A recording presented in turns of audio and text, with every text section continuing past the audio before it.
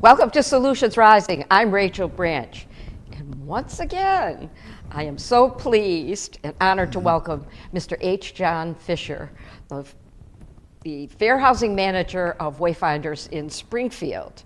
And the 17th Fair Housing and Civil Rights Conference for 2023 was held virtually in April. And we are going to present a wrap-up of the conversation on this three-day conference. However, of grave importance are the individuals suffering from homelessness, those who are housing insecure, and what we see as housing realities that must be addressed. So we're going to have a conversation on all of this. Welcome, John. Oh, it's always a delight to be here, Rachel. Oh gosh, for me also. And so I guess we should start off with a little brief background on the conference and an overview. Yeah, I mean, I think some people who've heard me here before kind of know the basics, but again, now 17 going on 18 years ago, we had a morning conference on predatory lending. And we had about 40 people who came to a room in a hotel in Springfield. And everyone, it turned out to be very useful. And so the next year, we did a slightly larger one. And it sort of grew and to the point we were, again, this was still just an in-person conference until 3 years ago, but we were pulling up to, at that point, 600 people from pretty much around the country, but largely the Northeast. And then we ran into COVID, and so we had to, if you will, drop back and punt a little bit here. And we ended up with doing this online virtually, again, a three-day conference, and we've done it for the last 3 years on a three-day basis online. And next year, next April, will be our 18th year, so we'll finally be legal and old enough to vote at that point. And we are, you know, it really, what it's turned into is a venue where really people drawn from all over the country. We had 1,300 people attending last April. Yeah, and this was we had, I believe, 46 states, the Virgin Islands, Hawaii and Alaska states as well, but total. The distance, yes. Yeah, we just, 2 states we haven't gotten to, and again, we have some very heavy attendance from all over the country, and we also have a few foreign countries that usually check in too. Purposefully, because what you're discussing is actually worldwide information. Oh yeah. And it's yeah, and I mean, to some extent there are differences because different states and of course different countries may have some specialized laws as well. But you know, for the United States, there are some basic overarching Civil Rights Act of Title V, Title VI, Title VII, Title VIII, which really delineate what we call fair housing, but it's also fair employment. It's you know, access to jobs. It's pretty much everything that you do. It even really gets into healthcare. So what started out as a fairly small conference became one that covers just a very wide panoply of jobs, and we've had partners in it, including the Boston Fair Housing Commission, Massachusetts Fair Housing Center, but also the United States EEOC, Equal Employment Opportunity Commission, Department of Labor. We have backing and funds from the Department of Housing and Urban Development. So as I say, it's really turned into something much larger than we ever thought it would be. And again, the other piece of it is I'm hoping next year we're going to be able to get back to having it in person for at least one of the days. Because on the one hand, if you know somebody, let's say in Texas, who attends a conference regularly, probably is not going to be able to get to Springfield, Massachusetts in April to be able to go there. But we still want to have them be able to attend and access the trainings and so forth.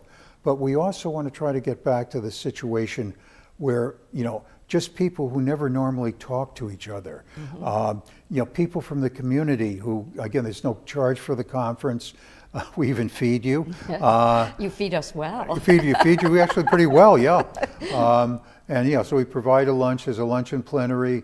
There's refreshments in the morning, but there's also just a chance in between the workshops, again, for the community person, the lawyer, the public administrator, the police officer, the fire person, the government official, to all sit down together around the table and talk to each other, because they don't get that chance. There's always this real problem of people who should know what's happening with each other, not really even knowing or really fully appreciating the problems they're running into. You provide a community conversation at those tables. They're wonderful. Yes. And Yeah. contacts, Yeah. which are really wonderful. Now, for this conference, there are links that people, if they go to Fair Housing Civil Rights Conference 2023.com, will they be able to view some of the workshops? Yes, yeah. As a matter of fact, again, it depends upon who's involved and whether we have their permission. But if we have people's permission, we always tape the either the speaker, or if it's a panel to panel, and where possible, we have recordings of those that are available on the website, and that's www.fhcrconference.com. Oh, okay. www.fhcrconference.com. Yeah, and I see my they- email up there. If you email me, I'll be glad to give you the link as well. But you go there, you go under resources, and actually over the last 3 years, there's a number of workshops that are still available. Just you can click on them right there on the conference website. Wonderful information, and I know you are a major part of putting this conference on, John, and the people that you bring together in the workshops and the keynote speakers are just phenomenal. This was a superb conference. Oh, thank you. Oh, Thank you. yes, really, really superb conference. And we can talk. In fact, I'm going to jump a little bit. Yeah. I want you to talk first about the Fair Housing 101. And before we go into keynote speakers and workshop speakers, I really like you to talk, because I think I probably attended that years ago, but I went back and I just was so impressed by information that I either had forgotten or not been aware of. And of course, you and I have discussed before the program, I really want you to come and give that workshop as a Solutions Rising program in a couple of months. Yeah, and that would be fun to do, because I think Yes, it would be. Because people have a vague idea of that there are some rights out there, but they're really quite extensive. And so what it is we try to, and again, because I and my associate who do the workshop, we're based in Massachusetts, and there are the basic federal laws, so-called protected categories, and everyone probably at least knows of a few. Probably they know that race and sex, although they're not necessarily the specifics of what's covered by sex, because that's also gender identity, sexual preference, a lot of other stuff too. They're probably kind of aware of them, but they're between the federal and state government. There are a whole series of these protected categories. And in terms of housing, you can't refuse to rent or sell to somebody or give a loan to somebody, but also it's things like people can't inquire into them. They can't make, arbitrarily say where somebody could live. They can't deny them rights. They can't deny them if somebody has a disability, either physical or emotional. They can't deny them the right to a reasonable accommodation. It needs to be reasonable. I mean, if someone, sometimes I use a very obvious example. If you have a 3-story wood frame building and somebody on the 3rd floor might need special access, the cost of putting in an elevator would be more than the cost of the house. Yep. So you can't do that, but what it does do is it really forces people to sit down together and try and think, how can we solve this problem? Both the person who needs a service and the provider. And the solution is going to be very specific to whether we're talking about a retired couple who owns a 2-family, or a large agency like Wayfinders, which operates a lot of housing. Your workshop actually delineates what information an individual needs to be protected. It seems to me like fair housing and civil rights are almost and human rights are melding into each other and expanding in really what the realities are that they should be covering. Right, and first of all, they are, I mean, we start out again with, specifically we're talking about, people doing discriminatory mortgagings and so forth. And that was a whole topic unto itself. But I mean, we sort of then got into housing, but then we realized civil rights is a much larger thing. And again, as I said before, it covers, where you live, where you work, your health care, your right to go into a store and buy something,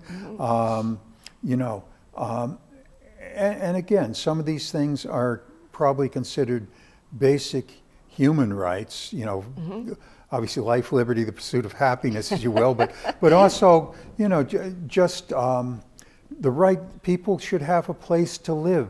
People should have basic health care. And again, it's complicated in a sense because there are these basic rights, but how you actually do them, and even when there are the laws, how those laws are played out on the ground, how somebody is treated day to day. All of these things are obviously infinitely complex, yet at the same time very, very, very basic and very simple. It's a matter of right or wrong. And you're seeing now with a huge increase in homelessness across the country, people that are standing out. Housing is a human right. Food is a human right. Right. A roof over your head. And but we'll talk a little bit about that later. So shall we go into talking about our keynote speakers in the workshops? And of course, Chad Lassiter. Chad Lassiter, our old friend from down in the Pennsylvania Human Rights Commission, yes. Yes. Now, Chad is just this wonderful speaker.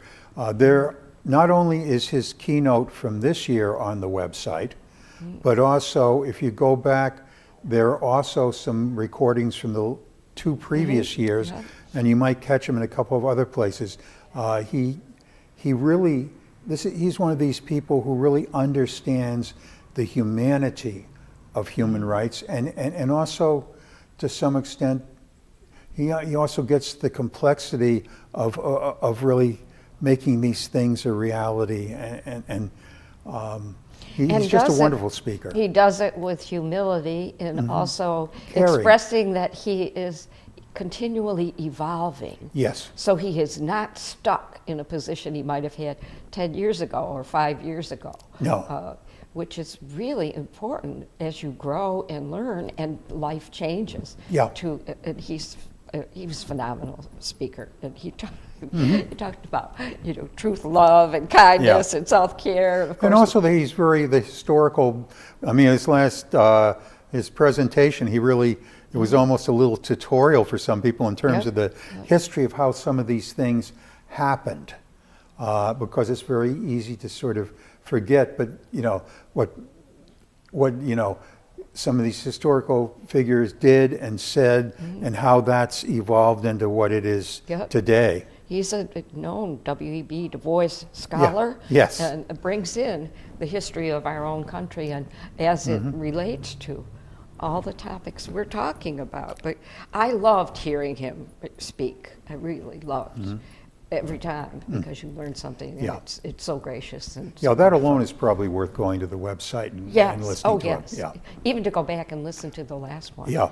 But he's to be congratulated. But he also mentioned, if I'm looking at my notes, we need conversations on white supremacy, imperialism, colonialism, anti-Semitism, white nationalism, all these hate things that are happening that are so frightening today. And obviously gun control comes under that, and just what's happening. Of course, I always start with children, what's happening to children and in our schools. So he doesn't shy away from bringing up the conversations that need to be brought up. He brings up the hard topics, and at the same time he also, I think, puts them in perspective and also, again, does that with if you will, even a sense of perhaps understanding the pain and the how and the why some of the people who are doing it, what led them there, and that they're not. He respects everybody's humanity.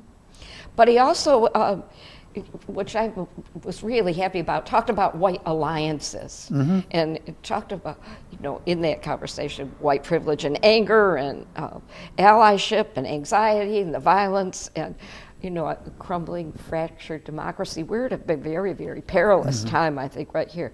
But mentioned even John Brown, and yes. I think it's very important that we look at people. I say this one-on-one, there are good and bad. We have to meet people one-on-one. There are good and bad, and so not everybody with the color of our skin is bad, and everybody with or good, or can be good, or people with whose skin is of color are good or bad. That's part of understanding this. We're all basically human beings. Yes. And so much of this stuff really is kind of cultural. It's back to this is there was a very famous experiment that was done in a classroom, probably 60 years ago now, but with, I think, fourth grade or something like that, where the teacher simply broke arbitrarily, I think, on eye color, or maybe just arbitrarily assigned two different groups, and then sort of essentially this was the, you're the good guys, you're the dominant, whatever. People with blue eyes are wonderful, and people with brown eyes aren't. And they had the class just do that as an exercise for a couple of days, and it was really both frightening and really sad how painful that became for the kids, and how much that got picked up on. And they just these very arbitrary things that have been kind of assigned as this is what we're going to do in class one day. But once those assignments were there, they kind of took on a life of their own, and because we thought our teachers were telling the truth. Yeah. And I come from Puritan stock, and I remember the little pilgrim dresses, and there was nothing about the atrocities of the native peoples, and but it all. Well, I can remember, as a matter of fact, this is going back a bit. But I can remember we did an kind of it was almost not exactly a musical, more of an oratorio kind of format, but it was on the development of the United States. And I remember one of the lines that we all sung had something effective, on ahead there, prairies wide, pathways steep where the dangers hide, snow-capped mountains, valleys fair, lurking redskin, traveler beware. And that was kind of also the use of the term savages. Yeah. Calling people, the indigenous people, savages. Yeah. It's just horrific. So he touched on, and of Yes. course we're expanding, and maybe this is good, expanding on Chad Lassiter. It also talked about... I believe you even had him talk once, didn't you? I did. Yes. I did a Solutions Rising show. Yes. Yes, and I would welcome him anytime again. So we probably should move on a little bit and talk about evictions. There was a workshop on evictions, and I did not get to see that whole workshop because I had difficulty getting to it. But one of the things, Freedom to Access Clinic Entrances Act, that was one of the things discussed, and I think that was, there was an Amy Romero. Yes, and I believe that is one of those things that's available now if you want. Yep, and Pepper Dangler, special agent with the FBI. The broad section of people who gave workshops and keynote speeches was wonderful. And of course, we have to talk about Jamie Williamson, who's also done as a matter of fact, program. She is, if I'm the father of this conference, she's the mother of it. Absolutely. She and I were, back at that point, she actually had a subcontract with what was then HAP Housing, now Wayfinders, with the Massachusetts Fair Housing Center, And really, she and I were the ones who put together the first conference, and she's been with it ever since. She works with the Economic Opportunity Commission, U.S. government, down in the Pennsylvania area now. Yeah. And was head of the Massachusetts Commission Against Discrimination for Yeah, years. no, she's one of these people that gets a T-shirt for, like these rock tours where they have the front and all the places that people, she gets a list of all the places she's worked at one time or another. She had a discussion with, if I have this correct, with a Jeffrey Bay and a Michael Mitchell, an attorney, and they talked about high-tech practices, and they talked about artificial intelligence, AI, which is quite a frightening thing coming up. It's a very, I mean, it's something we don't know. I mean, I joke about my car is smarter than I am at this point. But there is, the problem is particularly with machine, on the one hand it becomes just around housing things, it becomes very tempting to automate stuff and let the machine make a lot of the decisions, and to some extent the machine learns. But what happens is it learns by just essentially looking at all sorts of data, so that many times when they've done this, they found that when you get these, if you will, these screening standards and so forth, it turns out that even if the machine is not told to be discriminatory, it really is, it becomes a mirror of who we are, of the things we don't even want to admit about ourselves and our culture, and starts to put those into the decision-making process. And there are all sorts of, a wonderful study of, for example, if somebody had a degree, this was employment, someone has a degree from, a woman's college, they automatically get rated lower than if it's from an equivalent man's college. Those kinds of things, which it's never told to do, but they kind of get into it. And that really becomes a real thing in terms of people being able to get housing, get mortgages, get accepted, and so forth. One of the things she mentioned, which is very solutions-oriented, was realizing in this conversation the need for high-tech people to protect fair housing. Yes. So there's going to have to be, and I'm trying to think, was it the atomic bomb or the hydrogen bomb, Einstein or Oppenheimer, just saying, this was supposed to project good, and how frightening they became. And I feel the same way about artificial intelligence. Yeah, and at the same time, it's not going to go away, so we need to deal with it. Oh, yes. We need to, and of course, there are any number of things that we need to look out for, including just, the environment and what have you. We're not always very good at doing, but we need to be aware that we need to do this. Yeah, and with so many of these things, they are. Any sword, any instrument that really can cut more than one way, if it's at all powerful. So that while there's a real possibility of good with artificial intelligence, it also, I don't have to go into all any number of science fiction dystopian novels and so forth, but again, just these kinds of things. And the other problem is that the people who work on this, who develop it, aren't necessarily even aware. Their intention may not be to be discriminatory. They may not even understand what the laws are, what the requirements are. It doesn't occur to them. And so it sort of gets in there, so that, people need to... Go ahead, no, go Well, on. the other side of that she seemed to be talking about was to watch out for the systemic intent to discriminate. Yeah. So yeah. that is well, of course, there's that, but even when it's not there, it gets to be there. Yes. Yeah. And becomes exactly the opposite of what we want.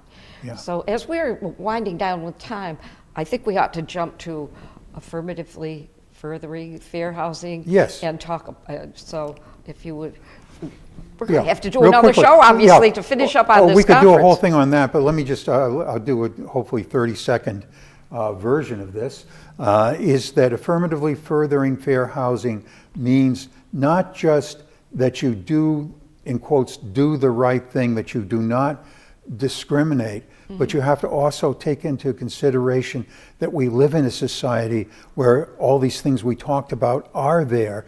And so it means, what's the further step? How do you look more deeply in it?